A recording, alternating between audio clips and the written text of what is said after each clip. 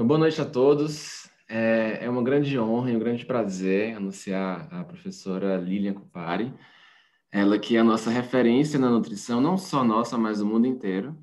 Ah, Ela fez parte do CADOC, é a Bíblia de onde a gente se baseia no manejo nutricional do paciente em DRC.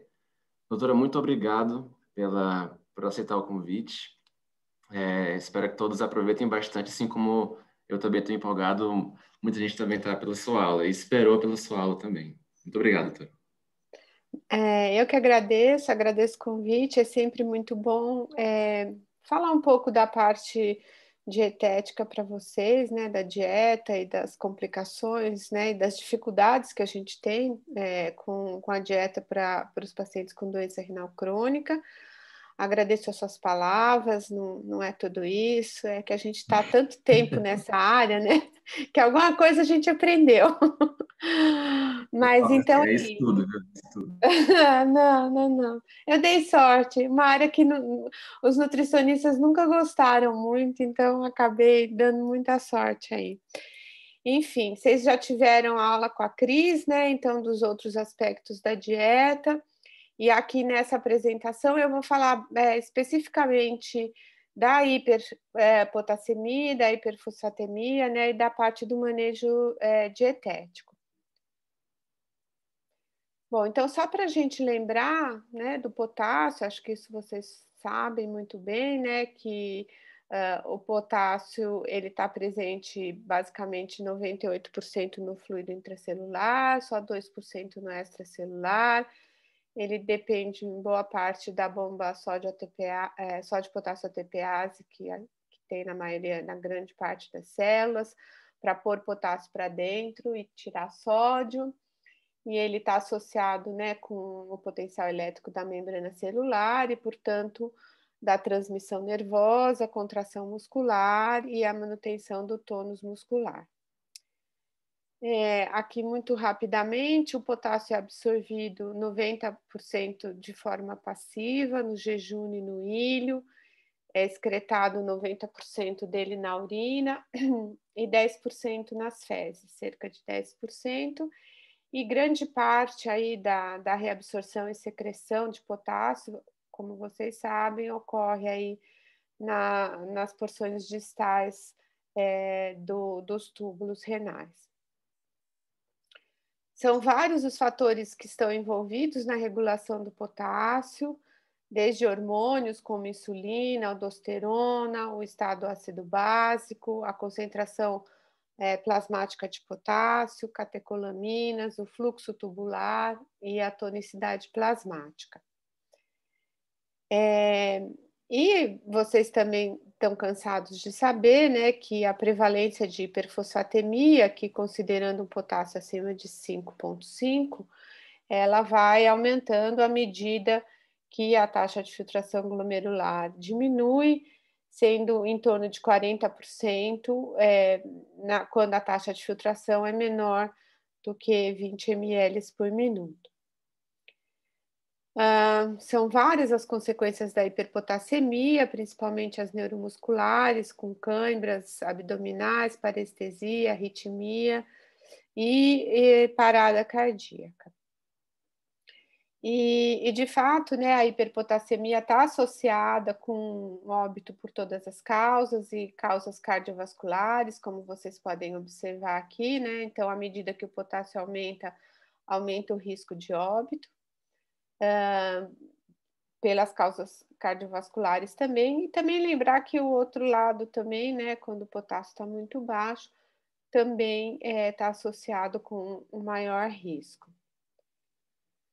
E a gente tem que lembrar que são várias as causas de hiperpotassemia, né? Então, como eu já falei, a redução da função renal, hipercatabolismo tecidual, o uso de medicamentos, né, que são comumente empregados aí na doença renal crônica, como os beta-bloqueadores, os diuréticos poupadores de potássio, a deficiência de insulina, a presença, né, de diabetes, seja pela deficiência de insulina, seja pela redução na secreção de aldosterona, o uso dos bloqueadores do sistema renina-angiotensina-aldosterona, acidose metabólica, diálise insuficiente.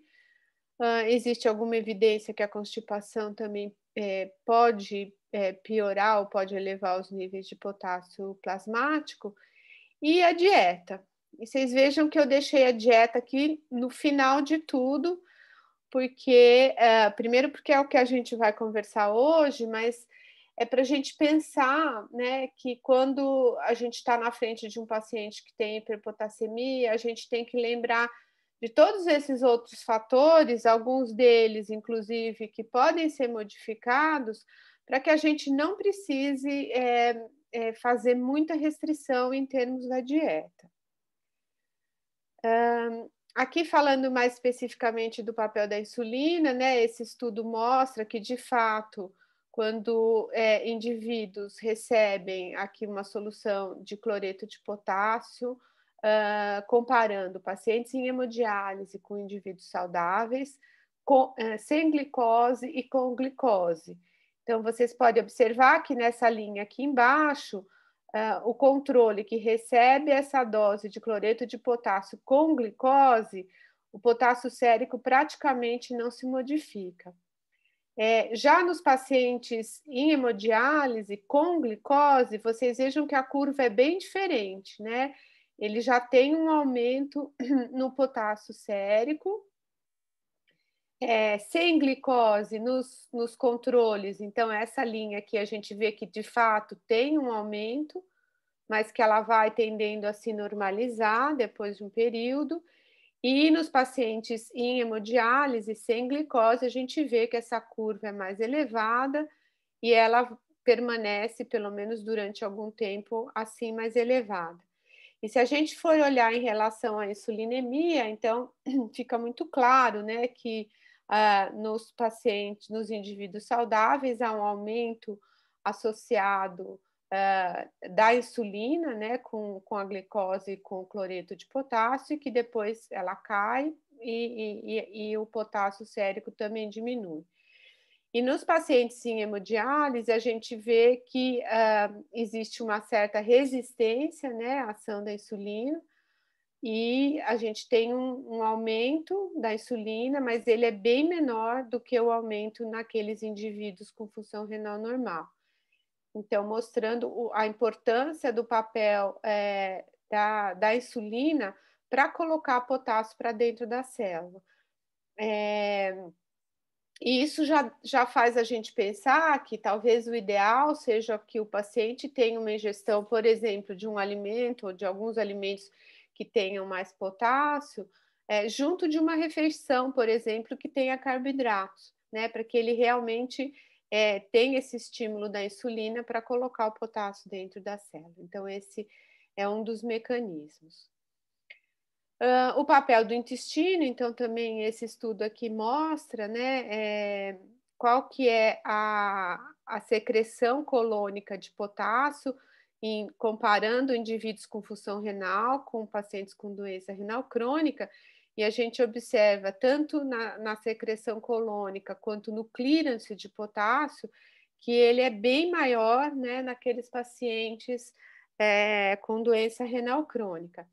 E então a gente sabe que a excreção de potássio pelas fezes ela pode aumentar até 50% na doença renal crônica, e talvez, né, seja muito importante que se mantenha um trânsito intestinal não muito lento para que a gente não tenha esse efeito aí no aumento da potassemia, ou seja, aquele paciente que é constipado e que tem um trânsito lento, isso talvez seja mais um fator que de fato vai influenciar aí no aumento do potássio. E aqui é para mostrar para vocês, né, o papel desses outros fatores, usando de fato a ingestão alimentar. Então, aqui os pacientes, tanto na fase não dialítica, que esse foi um estudo publicado pelo grupo nosso e junto com o grupo mexicano, e aqui nós estudamos pacientes na fase não dialítica, divididos em aqueles que tinham potássio normal e aqueles que tinham hiperpotassemia, e avaliamos a ingestão alimentar, né? Então, energia, proteína, fibras. Então, nós não observamos nenhuma diferença, inclusive não houve diferença na ingestão de potássio. E esse resultado foi semelhante aqui nesse grupo de pacientes em hemodiálise lá do México. Também não havia diferença na ingestão alimentar e também na ingestão de potássio. Vale a pena ressaltar que, vejam que aqui qual é a recomendação de potássio para a população saudável, né? Então, a gente vê que a ingestão, tanto aqui quanto no México, ela é bem mais baixa, né, do que a ingestão recomendada. Então, aqui só 17% dos pacientes tinham uma ingestão dentro da recomendada para a população saudável, só 8% aqui, e menos ainda lá no México. E aí, quando a gente foi olhar, e só lembrando então para vocês, a recomendação de potássio para a população saudável é de 2,6 gramas para as mulheres e 3,4 gramas para os homens. E aí, quando a gente foi olhar quais eram os fatores associados com a hiperpotassemia, então vocês podem ver aqui nessa regressão que a ingestão de potássio não foi, a taxa de filtração glomerular aqui também não, provavelmente porque estava dentro de uma faixa bastante homogênea, né? Não tinha pacientes em estágios muito menos avançados e muito avançados. Mas quando a gente vê, olha, vocês vejam que o diabetes foi, né, a probabilidade de ter hiperpotassemia foi 3,55 vezes maior naqueles indivíduos que tinham diabetes em relação a quem não tinha. Os inibidores do sistema renina-angiotensina aqui não tiveram impacto, provavelmente porque grande parte dos pacientes utilizavam. O uso do bicarbonato também não, mas vejam, ter um bicarbonato sérico menor que 22 mEq por litro também tem uma probabilidade bastante elevada de ter hiperpotassemia. No grupo em hemodiálise, os resultados foram semelhantes em relação ao diabetes, porém, diferente dos pacientes em conservador, aqui foi a creatinina sérica, que foi importante, muito provavelmente como um marcador de melhor estado nutricional daqueles pacientes que tinham hiperpotassemia. E o bicarbonato aqui não foi significante, mas quando a gente olha esse grupo de pacientes, praticamente todos eles tinham acidose, né? Então, tinham bicarbonato baixo. Então, por isso, provavelmente aqui não apareceu. Então, o que o CADOC recomenda atualmente é que adultos, né, nos estágios 3 a 5D ou no pós-transplante, então vejam que a recomendação, apesar de ser baseada em opinião, porque não tem evidência suficiente para que a gente conseguisse colocar um nível de evidência aqui, mas é razoável ajustar a ingestão de potássio para manter o potássio sérico dentro dos valores normais. E quando a gente vai ler, né, o texto completo aqui dessa recomendação, é muito enfatizado a você olhar esses outros fatores e tentar identificar esses outros fatores que levam à hiperpotassemia. E por que isso foi baseado em opinião? Porque, na verdade, não foram encontrados, né? Não tem ensaios clínicos que avaliassem como a modificação na dieta em relação ao potássio influencia na sua concentração sérica. E, de fato, quando a gente vai olhar correlações, associações entre o potássio sérico e a ingestão de potássio, tanto nesse nosso estudo como em estudos anteriores, não se observa essa associação. E até agora no EDTA, né, eu assisti algumas palestras e teve uma discussão sobre potássio, e se discute muito que quando a gente avalia o potássio sérico, é um potássio em jejum, né? Então, talvez a relação com a alimentação seja muito mais pós-prandialmente do que naquele momento de jejum, já que quando se colhe o sangue do paciente, normalmente eles acabam estando em jejum e talvez essa relação ela acabe não aparecendo, ou muito provavelmente porque tem outros fatores, como eu mostrei anteriormente, que são muito mais importantes, né, e que têm um impacto aí mais importante, visto que de fato, pela avaliação da ingestão, a gente não vê uma ingestão extremamente elevada, até porque são pacientes que, de certa forma, alguém já falou alguma coisa em relação ao consumo de potássio. Bom, e aí quando a gente pensa em alimentos, fontes de potássio, né, então eu gosto dessa figura, porque o que vem na cabeça são frutas, né, frutas e hortaliças, né, então quando a gente fala em potássio, todo mundo pensa nisso. Mas quando a gente vai olhar a quantidade de potássio em vários outros alimentos, tem muito alimento rico em potássio. Então, por exemplo, as carnes, né, dos animais, vocês vejam aqui, se eu comparar um bife que tem 202 miligramas de potássio e com a banana nanica, por exemplo, que tem 263, então até parecido, né? Por exemplo, aqui as oleaginosas, como o amendoim, então 50 gramas tem uma quantidade bastante elevada. Os alimentos do grupo do leite, né? Um copo de leite tem 281, então também até mais até do que a banana. E até o pãozinho francês, né? Tem aqui 70 miligramas de potássio. E mais recentemente, a gente tem os alimentos processados e ultraprocessados, que acabam tendo aditivos à base de potássio, que em geral são utilizados pela indústria de alimentos com vários objetivos para manter tempo de prateleira, sabor, aparência, né?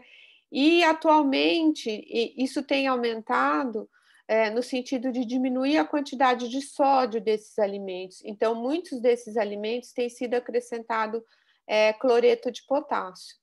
Então, isso também, e se o consumo for elevado desses alimentos, eles acabam contribuindo de forma significante.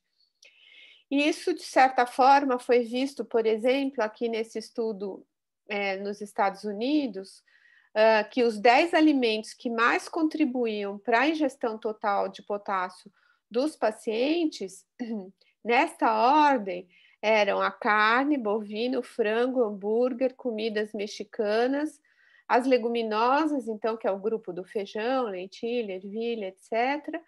Aparece também as frutas e o suco de frutas, e os sucos de frutas e a batata frita. Né? Mas vejam que eles não são os principais fontes de potássio.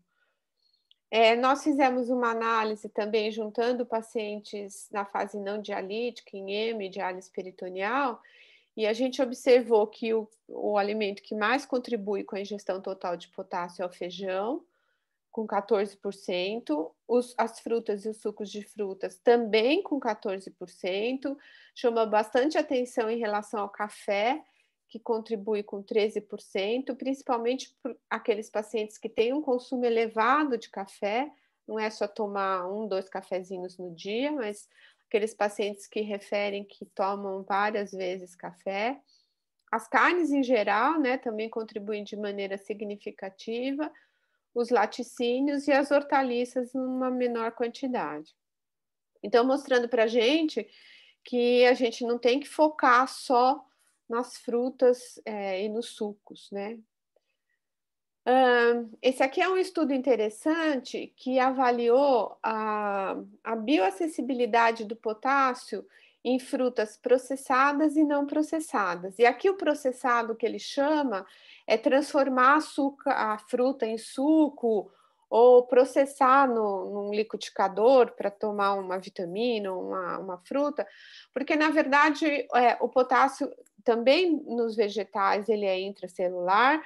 E quando você processa de alguma forma esses alimentos, eles acabam rompendo a camada da planta e libera esse potássio. Então, esse estudo foi um estudo cruzado com 11 voluntários saudáveis por 10 dias, que eles receberam inicialmente uma dieta que tinha carne, laticínios e o suco de fruta, mas que não tinha as hortaliças e as frutas. E depois eles trocaram, né, para uma dieta com pouca carne e laticínios e com hortaliças e frutas. E vejam só o que eles encontraram, né, como é interessante aqui.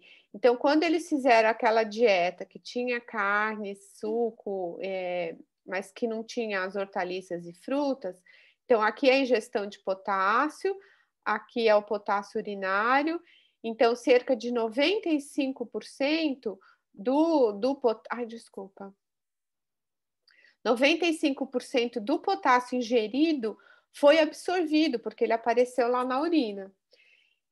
E diferente aquele grupo que comeu hortaliças e frutas, mas com menos carnes e laticínios, e as frutas não eram processadas na forma de suco, vejam que menos potássio foi absorvido, né? Porque a quantidade aqui na urina foi só de 77%. Então, 973 miligramas de potássio, aqui foi a diferença em relação a 141.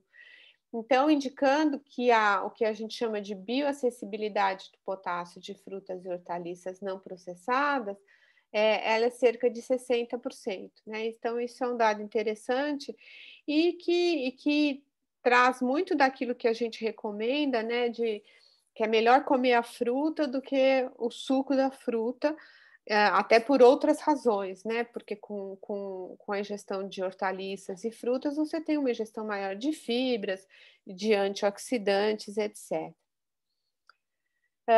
E aqui, em relação aos aditivos à base de potássio, a gente sabe que eles são 100% absorvidos, então eles têm vários tipos, né? E como eu mencionei anteriormente, muitos desses alimentos têm sido empregado o cloreto de potássio.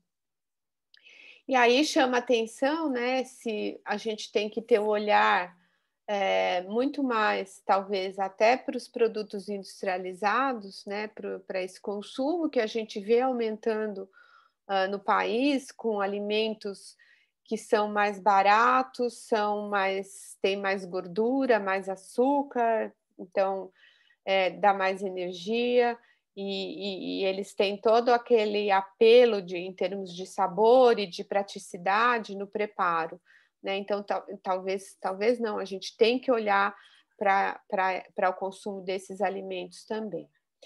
E a grande dificuldade é que no rótulo dos alimentos não é obrigatório colocar a quantidade de potássio, né? O potássio, assim como o fósforo, não faz parte do rótulo, mas nos ingredientes que você consegue ler os aditivos, né? Mas que muitas vezes aquilo é tão pequeno, está escrito com uma fonte muito pequena, com nomes que são às vezes difíceis de identificar. Então, o que se tem questionado, né? Então, hoje em dia tem se discutido muito essas dietas mais baseadas em plantas. Então, talvez promover um consumo de frutas e hortaliças traga mais benefícios do que prejuízos, né? Se a gente lembrar que, por exemplo, esses alimentos, eles fornecem uma carga básica, né, uma menor carga ácida para o organismo, então talvez contribuindo aí menos, né, para a acidose. As fibras principalmente são fermentadas pelas bactérias que a gente chama do bem, né, as sacarolíticas que a partir da fermentação produzem ácidos graxos de cadeia curta, que tem um papel importante aí no intestino, e com isso a gente tem uma menor fermentação das bactérias proteolíticas que produzem endóise e fenóise, que depois vão se transformar naquelas toxinas urêmicas. Eles podem também melhorar a sensibilidade à insulina, a inflamação, estresse oxidativo. e, teoricamente, né, ser mais um fator a contribuir para uma diminuição aí no risco de doenças, cardiovasculares e infecciosas. Então, se a gente pensar, né, no benefício desses alimentos, então eles podem ter um efeito benéfico naqueles pacientes que são constipados, pode promover uma melhora da acidose metabólica e do controle glicêmico, que são fatores associados com a hiperpotassemia e, finalmente, eventualmente, controlar a hiperpotassemia também, ou serem mais fatores adicionais aí para ajudar no controle. Esse é um estudo que mostra um pouco isso, né? É um estudo multinacional feito com pacientes em hemodiálise, quase 10.000 pacientes, de vários países da Europa e tem a Argentina daqui, né, da América do Sul. E eles observaram que o consumo semanal de frutas e hortaliças, a mediana é de 8 porções por semana, então que é uma quantidade muito baixa, né? Variou de 4 a 14, mas mesmo 14 porções são basicamente 2 porções por dia entre frutas e hortaliças, né? E apenas 4% dos pacientes ingeriam ao menos 5 porções de frutas e hortaliças, que é o recomendado. E quando eles dividiram, né, esse consumo inter-cis, então aqui as medianas de 2 porções, 8 porções ou 17 porções por semana, a gente vê que mesmo aqueles indivíduos que têm uma ingestão mais elevada, o potássio sérico deles não era diferente, né? Então, sugerindo que é possível, talvez, você manter uma ingestão mais elevada de frutas e hortaliças e ainda assim manter a potassemia. E o benefício maior é que o maior consumo comparado com o menor se associou com 20% menor chance de óbito por todas as causas nessa população. Então, mais uma vez mostrando aí o benefício do consumo desses alimentos, independente aí só do potássio. Bom, esses estudos, e tem alguns outros, são estudos de associação, né? Então, a gente sabe que em estudos de associação não existe aquela relação entre causa e efeito, e o que a gente ainda não sabe é qual é o impacto do aumento da ingestão de potássio por meio de frutas e hortaliças sobre o controle da potassemia, né? Então, tem vários editoriais fazendo uma discussão sobre isso, e mesmo agora no congresso do EDTA teve muita discussão sobre o maior consumo desses alimentos e se isso realmente tem algum risco muito grande em termos de aumentar a potassemia. Mas, de qualquer forma, ainda precisa de ensaios clínicos controlados, ainda para a gente conseguir responder de fato essa questão. Então, o grande desafio para a gente é controlar a potassemia ao mesmo tempo que manter a qualidade da alimentação, pensando no maior consumo de frutas e hortaliças e de cereais, e o menor consumo de alimentos, principalmente os ultraprocessados. Então, aqui eu só faço alguns passos, né? E aqui acho que principalmente para os nutricionistas, mas eu acho que os nefrologistas também podem pensar um pouquinho na hora de conversar com o paciente. Então, a primeira coisa é o paciente apresenta hiperpotassemia, porque o que a gente vê muitas vezes, e talvez até na prática de alguns nutricionistas com pouca experiência, é que basta o paciente ter doença renal crônica que ele já é submetido a uma restrição de alimentos fontes de potássio, o que a gente sabe que não é necessário, né? Então, ele é um paciente que tem hiperpotassemia, ou ele tem risco muito elevado de ter hiperpotassemia, quer dizer, você tem que ter vários valores de potássio sérico para ter uma ideia, né? Aí, se for o caso, então, é possível tratar daquelas condições que eu comentei anteriormente, que causam hiperpotassemia? E é muito importante, então, investigar a ingestão alimentar como um todo, e não só no foco, né, de frutas e hortaliças, como eu já mostrei. Então, porque muitas vezes, eh, o paciente aparece com, por exemplo, paciente em hemodiálise com potássio alto, e ele mesmo às vezes já fala: "Ah, deve ser porque eu comi uma banana", ou alguém já fala: "Ah, mas você deve ter comido alguma fruta", e na verdade não pode nem ser, porque às vezes a única fruta que ele come no dia é uma banana ou uma laranja, porque são as frutas que são mais, acessíveis. E aí sem olhar para os outros alimentos ou para os outras condições que podem estar levando a isso. É muito importante a gente, então, por isso, conhecer os alimentos que são fontes de potássio e ajustar a ingestão somente quando necessário e não proibir alimentos, né. Então, muitas vezes, o foco só precisa ser na quantidade e não no alimento. Aí, como eu vou falar, considerar as técnicas de cocção que diminuem o potássio, eu vou mostrar para vocês. Lembrar que não existem regras fixas ou quantidades determinadas, então é muito importante a individualização. E a gente tem discutido muito isso, né, sobre, a gente está causando nos pacientes uma relação, às vezes, muito ruim com a comida e com o comer, né, sendo que o comer e a comida, eles têm um papel não só de nutrir, né, a gente tem que lembrar que tem todo um contexto, de prazer, tem todo um contexto de reunião familiar, né, então a gente também precisa tomar cuidado quando a gente fala sobre comida, de não transformar isso numa condição que realmente, vá levar a alterações nessa relação que o paciente tem com a alimentação. Visto que são pacientes que a gente sabe que ajustes, né, e a gente aqui está usando essa palavra para não usar a palavra restrição, que são muitas vezes necessários, né, mas a gente tem que ter um pouco esse cuidado.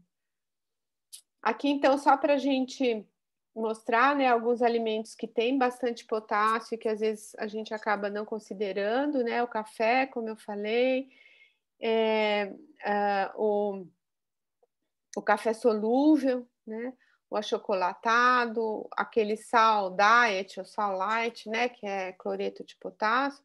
Então vejam que aqui eu ponho até para comparar com uma banana e uma pera, então às vezes a gente tem o foco só na fruta e o paciente tem, não é que ele não vai tomar mais café, mas às vezes ele tem um consumo bastante elevado de café, podendo contribuir. Alguns mitos, né, em relação a potássio, então, por exemplo, refrigerante à base de cola quase não tem nada de potássio, a gente tem que lembrar que o que eles têm é fósforo, muitas vezes. Refrigerante de laranja, né, passa longe a laranja no refrigerante, então, muito pouco. A cerveja, muito pouco. O caldo de cana, que teve um tempo que a gente não tinha qual era a quantidade de potássio, a gente imaginava que talvez tivesse muito, porque é uma fruta, né, mas acaba tendo pouco. As bebidas isotônicas, gente, aqui eu estou falando em 100 ml, né, então lembrar, a bebida isotônica aqui não tem muito em 100 ml, mas se ela é utilizada como um refrigerante ou um líquido que é muito utilizado, acaba elevando um pouco, mas mesmo assim não é nada tão significativo. E também os chás, né, chá mate, chá de erva doce. E como eu falei, a cocção dos alimentos com água, então você cozinhar e ter água para que o potássio possa sair, né, e ficar na água, é muito importante. Então a gente vê aqui alguns exemplos de quanto diminui. Então o azul é o alimento cru, o verde é depois de uma cocção, uma só, cozinhar uma vez em água e jogar água fora. A gente ainda vê hoje muita gente com orientações de cozinhar 3 vezes, não é necessário, vocês vejam o quanto diminui, né, e parece que quanto mais o alimento tem de potássio, mais diminui, quando ele é cozido, principalmente o feijão, né, então a gente vê que a diminuição é bastante significativa. Eu não sei se vocês cozinham, né, mas a gente tem que lembrar que alguns alimentos a gente não cozinha com água, couve, por exemplo. A couve a gente só refoga. Então, ali o potássio não sai, então tem que dar uma ferventada. Mas isso a gente acaba empregando quando realmente a gente percebe que não tem outros fatores importantes ou que não tem outros alimentos que estejam contribuindo de forma muito significativa, ou que o paciente tem um consumo bastante elevado de hortaliças, de verduras e de legumes. Então, aí a gente acaba realmente ensinando o paciente a fazer essa técnica da cocção para a remoção do potássio. Eu digo isso porque isso nem sempre é muito fácil, né? Pensa a gente numa casa que tem várias pessoas e ter que fazer esse procedimento. O que acaba acontecendo, muitas vezes, é que o paciente acaba não comendo, porque é mais fácil não comer do que ter que fazer todo esse processo, tá? Então, a gente também tem que levar isso em consideração. Lembrar, né, que o único alimento proibido para o paciente é a carambola, ela nem tem tanto potássio, né? Então, aí uma unidade tem aí 156 miligramas. Eu acho que vocês já devem saber, né, que ela tem essa neurotoxina, que é tem uma propriedade potente, excitatória, convulsivante e neurodegenerativa, levando as várias complicações, né, como confusão mental, vômito, tem tosse e entre outras, né, convulsões, etc. Então, esse é o único alimento que a gente diz que realmente o paciente não pode comer de jeito nenhum.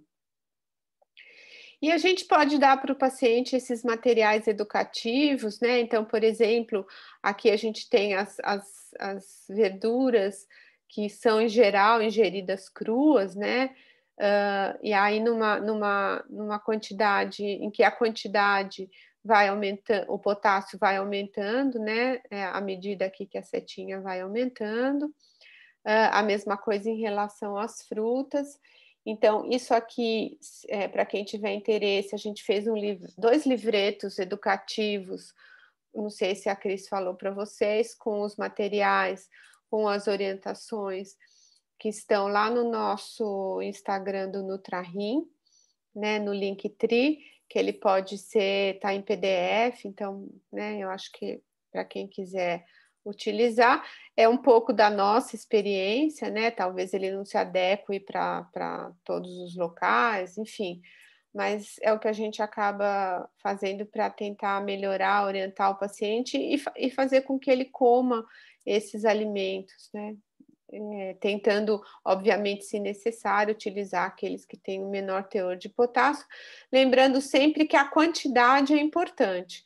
Então, se eu tenho um alimento, um pêssego que está aqui na minha lista com menos potássio, não adianta eu comer 5 pêssegos que a quantidade vai ser grande também de potássio. Então, acho que de potássio era isso. Então, agora passando para a parte da hiperfosfatemia, acho que vocês devem conhecer muito bem isso aqui, né? Esse gráfico que mostra aqui a taxa de filtração glomerular, e essa linha aqui verde clarinha é o fósforo, né? À medida que a função renal vai piorando, ele vai se mantendo estável, a fosfatemia, mesmo ele só, na verdade, aumenta nas fases mais avançadas da doença, principalmente em hemodiálise, mas isso às custas, né, de um aumento do PTH e do FGF23, que são fosfatúricos, né, e que contribuem aí para a manutenção da fosfatemia. E aqui é só de um outro jeito, né? Então, é a prevalência de hiperfosfatemia, e aqui eles levaram em consideração um valor de 4,6, à medida que a função renal vai piorando. Bom, então, como vocês sabem também, o aumento da fosfatemia, ele está associado às várias complicações da doença mineral e óssea, da doença renal crônica e a calcificação vascular e doença cardiovascular e óbito. As principais fontes de fósforo Então, são as carnes, né? Então, o fósforo aqui é o fósforo orgânico, as carnes de qualquer animal, as leguminosas, também os cereais, na verdade, tudo tem fósforo, né? As oleaginosas e os alimentos do grupo do leite. E aqui, mais uma vez, também chama atenção a quantidade de fósforo presentes nos alimentos processados, industrializados, que contêm aditivos à base de fósforo. Então, por exemplo, aqui nos embutidos, nos frios, nas linguiças, etc., que além do fósforo do próprio alimento, então eles também têm os aditivos à base de fósforo. Em termos de absorção, o fósforo orgânico, né, que está nos alimentos in natura, tem uma boa absorção, então vocês vejam que os alimentos, os laticínios em torno de 90%, as carnes em torno de 70%, e vejam que os cereais, as leguminosas e as oleaginosas, elas têm uma absorção menor, muito porque o fósforo nesses alimentos está na forma de fitato, e nós não possuímos a enzima fitase para hidrolisar esse fitato e liberar o fósforo, então, por isso, esses alimentos acabam tendo uma absorção menor. E o fósforo inorgânico, que é esse que está nos alimentos processados, tem uma taxa de absorção bastante elevada, em torno de 100%. Não sei se vocês conhecem, esse é um estudo bem interessante que foi feito com pacientes no estágio 3 da doença renal crônica, que ficaram internados durante uma semana e eles recebiam uma dieta com 800 miligramas de fósforo. E essa quantidade de fósforo era dada tanto com alimentos de origem animal e depois alimentos de origem vegetal. E aí eles avaliaram aqui a excreção urinária de fósforo, comparando as duas dietas. Então, vocês vejam que com a mesma quantidade de fósforo, a dieta vegetariana teve uma excreção bem menor, né, do que a dieta com as carnes, então indicando que de fato esse fósforo dos vegetais ele é menos absorvido, né? Então indicando que ele que vem da origem vegetal é menos absorvido, provavelmente por conta do fitato, conforme eu comentei com vocês. Esse é um estudo mais antigo, mas eu gosto de mostrar porque aqui ele analisa uma refeição, né, que tinha carne, queijo e batata, e ele observa a absorção de fósforo. Então, nos indivíduos saudáveis com função renal normal, 77% dessa dieta do fósforo foi absorvido. Nos pacientes na fase não dialítica, 60%, e nos pacientes em hemodiálise, um pouco menos, talvez até por uma menor produção, uma menor quantidade, ou talvez de vitamina D, mas mesmo assim é parecido, em torno de metade do fósforo é absorvido. E o que eu gosto desse trabalho é quando a gente vai olhar a variabilidade. Então, apesar desses números, isso aqui ser em média, quando a gente olha individualmente, então, tanto indivíduos saudáveis, a gente observa que tem indivíduos que absorvem 100% e aqueles que absorvem 50%. E da mesma forma, nos pacientes, a gente vê pacientes que absorvem 26%, olha a super variação que tem. E isso para chamar a atenção, né? Isso provavelmente por causa da vitamina D, né? Da 1,25, e obviamente de variações genéticas.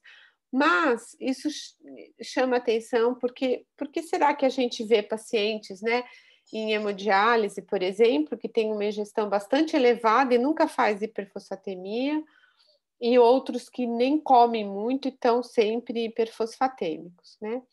Então, a gente tem que lembrar que a absorção, né, em dietas mistas, ela é bastante variada, né, entre os indivíduos.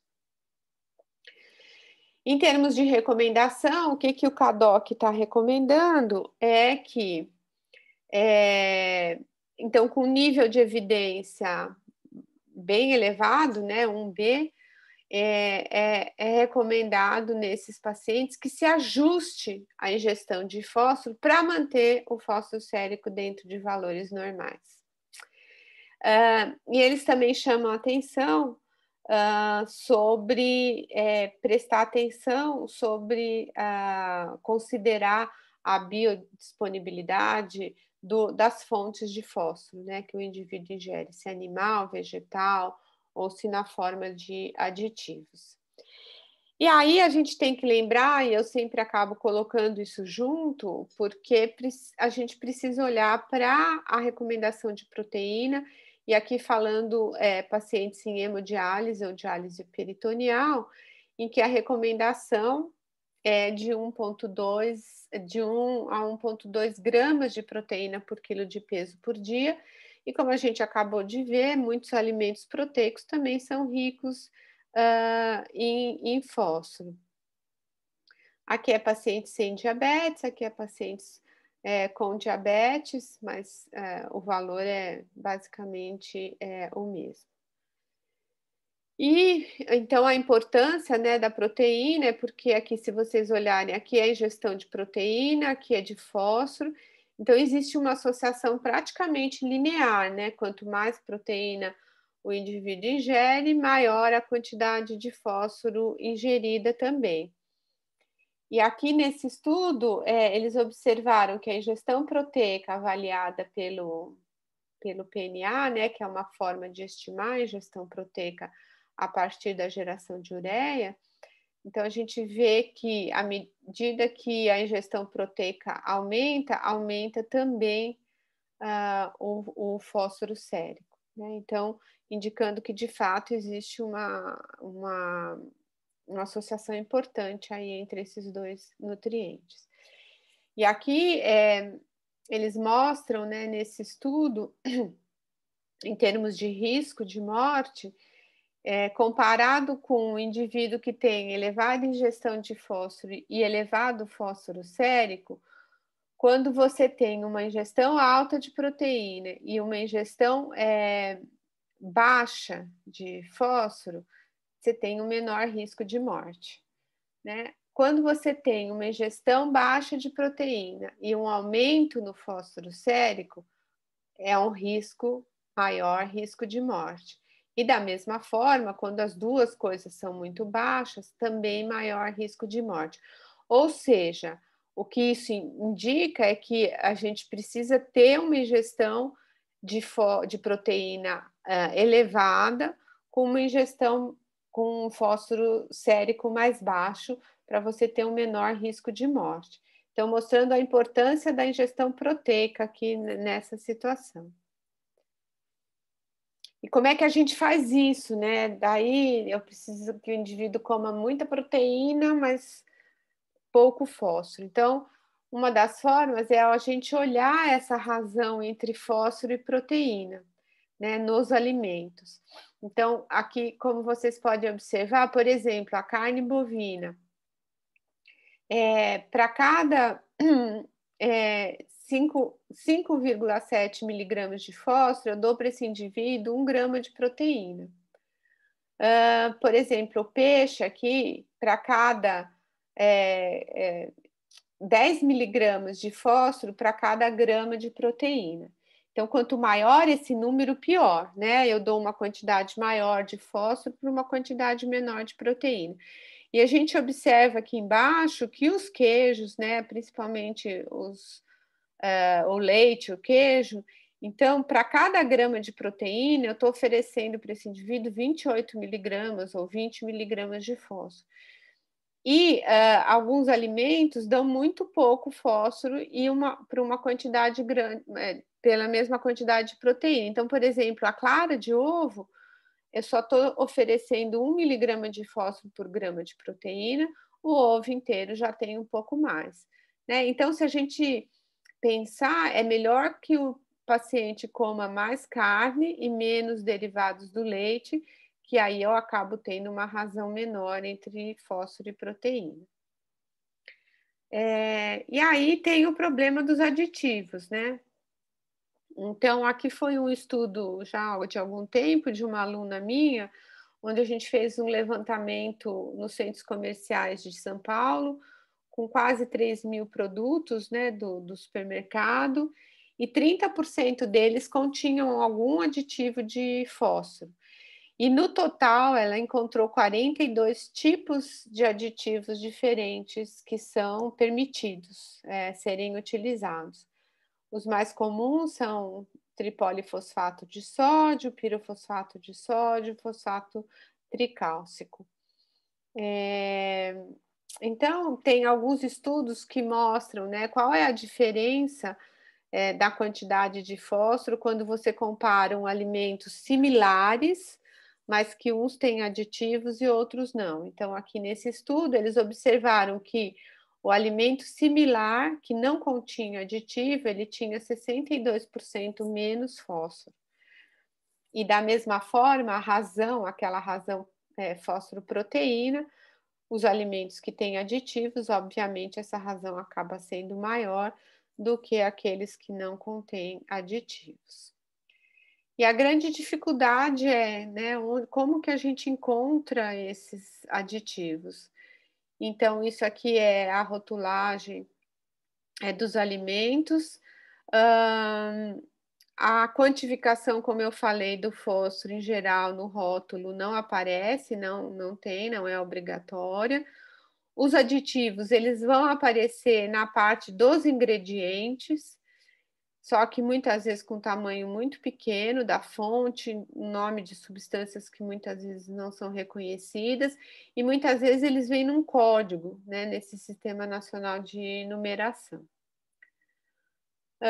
Então, o que a gente orienta, né, é olhar para esses rótulos, mas muitas vezes a gente acaba que, por exemplo, uma linguiça, uma pizza, né, dessas pizzas congeladas, calabresa, então a lista de ingredientes está aqui, e aí ela tem linguiça, só que eles não contam a linguiça entre os aditivos, né? E a gente sabe, por exemplo, então aqui parece que não tem nenhum aditivo à base de fósforo, a gente não está lendo nenhum aqui. Mas a gente sabe que, por exemplo, a linguiça tem trifosfato de potássio, difosfato de tetrassódico, então é essa a grande dificuldade que a gente tem. E quais são os principais produtos que contêm esses aditivos e que a gente encontrou e que são os que mais contêm realmente? São esses que a gente chama de carnes reestruturadas, que são os nuggets, hambúrgueres, os embutidos, como eu já falei, o leite longa-vida, né, o leite TH, então além de ter o fósforo do próprio leite, tem aditivo à base de fósforo, os queijos processados, né, que são tipo requeijão, cheddar, que são queijos que também contêm aditivos, aquelas misturas para preparação de bolo, de torta, que já vem só o pó e você adiciona, os biscoitos recheados, o macarrão instantâneo, e aqui é no macarrão instantâneo na massa, não é no pacotinho especificamente, os refrigerantes à base de cola e os refrescos em pó, aquele pozinho de Clyde, esses que tem por aí. E teve uma época que a gente ficou muito curiosa para saber quanto de fósforo tinha nesses refrescos, que alimento não tem nada, então não era fósforo de alimento. Então, nós mandamos analisar e a gente vê que a quantidade é bastante significativa, né? Então, um pacote de 18 gramas tem aproximadamente 143 miligramas de fósforo. Então, em geral, a gente, né, sugere a substituição das carnes desse tipo por carnes frescas, por sucos naturais, de preferência de limão, se precisar de um certo controle de potássio, né? Porque o limão, numa limonada, tem pouca quantidade, usar alimentos in natura e preparações de caseiro. O impacto, né, de tentar mudar, né, a forma de consumo de alimentos ultraprocessados, a gente observa nesse estudo, que foi um estudo realizado aqui no Brasil, aqui em São Paulo, né, por um grupo da USP, em que eles estudaram pacientes em hemodiálise que eram hiperfosfatêmicos e foram acompanhados por 3 meses, onde os nutricionistas ensinaram os pacientes a substituir, eles davam uma lista de substituição dos aditivos, né, e quais alimentos que eles poderiam utilizar que não contenham esses aditivos. E o resultado foi muito importante. Então, um grupo recebeu essa orientação, o outro grupo não, receberam apenas orientação de rotina, e o grupo de pacientes que recebeu a orientação, a gente viu uma diminuição extremamente significante aí em relação à potassemia nesses pacientes. Em relação à diálise, né, principalmente a hemo, mas de qualquer forma a diálise peritoneal também, aqui a gente observa a ingestão, então uma ingestão de 1.000 miligramas de potássio de fósforo por dia, com uma absorção em torno de 60%, então 600 miligramas de potássio seria... Ai, de potássio, desculpa, gente, se eu falei potássio em algum momento, vocês me desculpem.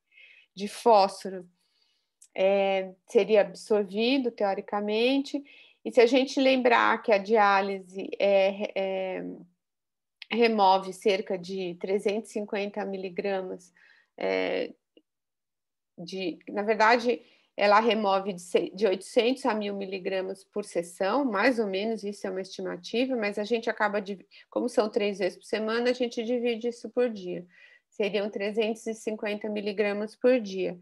Então, esses indivíduos sempre vão acabar ficando num balanço positivo aí de fósforo, né, porque a diálise acaba não removendo ou não tem a eficiência para a remoção adequada de fósforo, com uma ingestão de 1.000 miligramas, que é mais ou menos o que dá de um indivíduo que ingere 1 a 1,2 gramas de proteína por quilo de peso por dia. Então, o que a gente tem que tentar controlar, de fato, é o consumo desses alimentos, garantir a quantidade de proteína, pelo menos 50% de proteína que a gente chama de alto valor, que são principalmente as de origem animal, e preferir alimentos que têm aquela menor razão. E usar adequadamente os quelantes de fósforo, né? Então, aqui quando a gente vai ver a recomendação, né, o CADIGO sugere, né, a utilização dos quelantes, preferir aqueles quelantes, tomar cuidado com os quelantes que têm cálcio.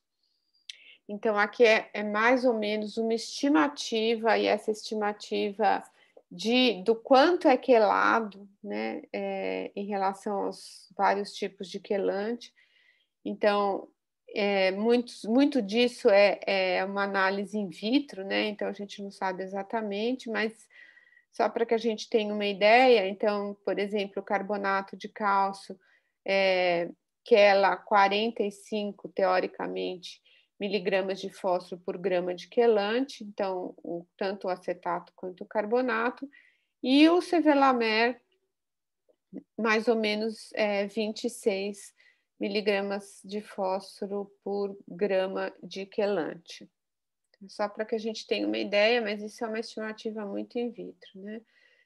Então, por isso que não existe uma dose estabelecida, e que aquelas prescrições que a gente vê, né, de 1 a 3 comprimidos 3 vezes ao dia, a gente sabe que isso, numa maioria das vezes, não é adequada, porque é preciso que o quelante seja utilizado quando a refeição tem fósforo, né? Então, é por isso que é muito importante que a gente saiba quais as refeições, ou até que o paciente mesmo, ele aprenda a usar os quelantes nas refeições que tem fósforo, né? E que a dose deve ser proporcional ao conteúdo de fósforo da refeição. Então, não dá para a gente dizer que num café da manhã, que vai meio copinho de leite só, não vai queijo nem nada, a quantidade de quelante vai ser igual a de uma refeição que tem carne, que tem outros alimentos numa quantidade maior, que contém fósforo. E a gente sempre orienta que esse consumo seja fracionado durante a refeição. Então, a gente orienta o paciente a começar a comer, toma um comprimido, come mais um pouco, toma outro, porque é preciso que o quelante se misture com o alimento. Lembrar sempre aos pacientes que os lanches são refeições, né? Então, muitas vezes os lanches contêm alimentos fontes de fósforo, tipo queijos ou os frios, por exemplo, ou leite ou iogurte. E é importante também que o paciente entenda como o quelante funciona, para entender que durante a diálise também é preciso, se tiver algum lanche, obviamente, ou uma refeição, também utilizar os quelantes. Então, a gente fala que a hiperfosfatemia é muito além da dieta, né? Então, também aqui nesse caso, parecido com o lado do potássio, a gente lembrar dos outros fatores que elevam o fósforo sérico, né? A própria acidose metabólica, então, tendo uma ação óssea na remoção, muitas vezes, de cálcio e de fósforo, né? Para tentar corrigir a acidose. O hiperparatiroidismo, né, quando o PTH está muito elevado, então que a reabsorção óssea é muito elevada. O uso da vitamina D ativa, do calcitriol, também contribui para isso. O uso inadequado dos quelantes, a diálise insuficiente, e é óbvio que a dieta também contribui para isso.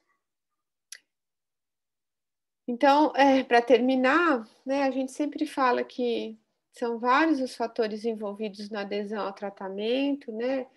Então, tem desde crenças sobre saúde, cultura, memória, os fatores demográficos, habilidades culinárias, a própria dinâmica familiar, a individualidade biológica, né, os medicamentos que o paciente, vários aspectos psicológicos em relação à doença.